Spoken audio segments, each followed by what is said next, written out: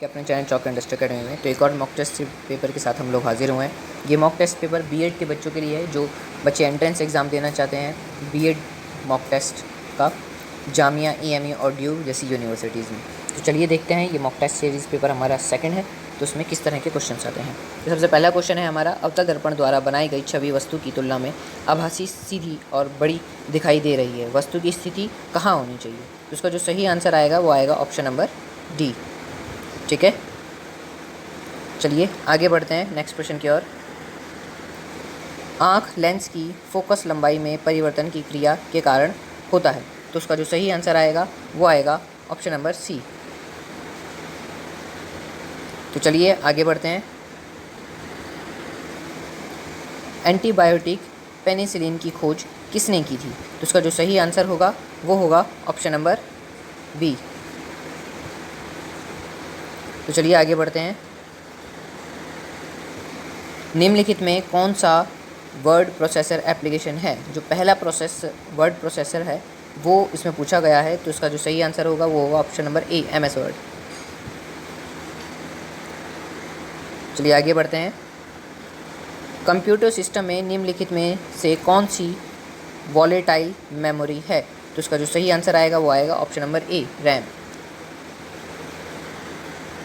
Next question, 42, 63 और 140 का में से यानी कि एचसीएफ पूछा जा रहा है, तो इसमें जो सही आंसर आएगा वो आएगा ऑप्शन नंबर डी, यानी कि 7।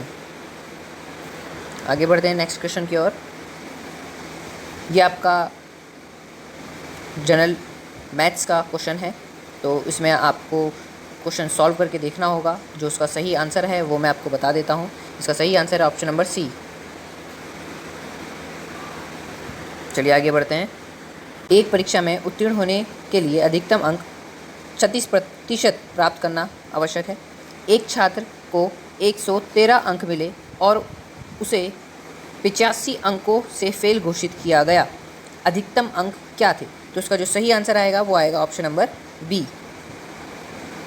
ठीक है, यानी कि 550। चलिए आगे बढ़ते हैं। एक कक्षा में 30 छात्रों की औसत आयु 12 वर्ष है। कक्षा के 5 छात्रों के समूह की औसत आयु 10 वर्ष है और 5 छात्र के दूसरे समूह की औसत आयु 14 वर्ष है। शेष छात्रों की औसत आयु क्या है, तो उसका जो सही आंसर होगा वो होगा 12 वर्ष, यानी कि ऑप्शन नंबर ए। यहाँ पर ऑप्शन जो हैं कुछ चेंज करे हुए हैं क्वेश्चन में, तो हमको यहाँ पर ये समझना होता है कि यहाँ पर ए ऑप्शन पे 12 है। ठीक है, तो यहाँ पर इसका आंसर आएगा ऑप्शन नंबर ए, यानी कि 12 वर्ष। चलिए आगे बढ़ते हैं। यदि किसी वृत्त की त्रिज्या 50% कम हो जाती है तो उसका क्षेत्रफल कम हो जाता है, तो इसका सही आंसर है ऑप्शन नंबर सी, 75%। अगर इसको हम मैथ्स की लैंग्वेज में बात करें तो 50% कम होने का मतलब है जो उसका क्षेत्रफल में कमी आएगी वो आएगी 1/3। ठीक है, चलिए आगे बढ़ते हैं नेक्स्ट क्वेश्चन की ओर। एक आदमी 12 रुपये में 12 वस्तु खरीदता है और इसे रुपये 1.25 प्रति वस्तु की दर से बेचता है, उसका लाभ प्रतिशत है, तो उसका जो सही आंसर आएगा वो आएगा ऑप्शन नंबर बी। ठीक है, चलिए आगे बढ़ते हैं। 3 साल पहले ए और बी की औसत आयु 18 वर्ष थी। जब सी उनके साथ जुड़ गया तो औसत अब 22 साल हो गई, तो सी की उम्र कितनी है, तो उसका सही आंसर आएगा ऑप्शन नंबर ए, यानी कि 24 वर्ष। चलिए आगे बढ़ते हैं। अरब सागर और बंगाल की खाड़ी को जोड़ने वाला स्टेट है, तो उसका सही आंसर आएगा ऑप्शन नंबर ए। चलिए आगे बढ़ते हैं।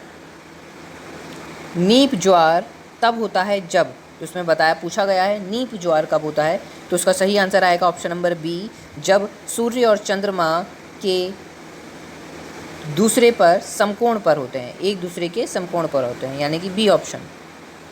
ठीक है, चलिए नेक्स्ट क्वेश्चन। यदि आप पूर्व की ओर चलते हुए डेट लाइन पार करते हैं तो इसका सही आंसर होगा एक दिन जोड़ते हैं, यानी कि बी ऑप्शन। ठीक है, ये इसका सही आंसर होगा, एक दिन जोड़ते हैं।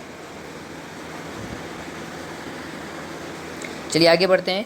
संसदीय प्रणाली में कार्यपालिका किसके प्रति उत्तरदायी होती है? यहाँ पर थोड़ी सी कन्फ्यूज़न है, इस क्वेश्चन को ध्यान से पढ़ना होगा कि वो पूछ रहा है कि कार्यपालिका किसके उत्तरदायी होती है।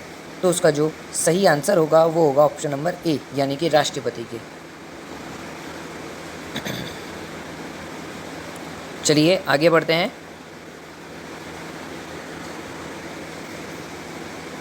भारत एक संघीय राज्य है क्योंकि इसका संविधान इसके लिए प्रावधान कराता है राज्य और केंद्र के बीच साझा शक्ति। इसका सही आंसर होगा ऑप्शन नंबर सी। चलिए आगे बढ़ते हैं। उच्चतम न्यायालय के न्यायाधीश किस आयु तक कार्यालय रख सकते हैं? तो इसका जो सही आंसर आएगा ऑप्शन नंबर डी, 65 वर्ष।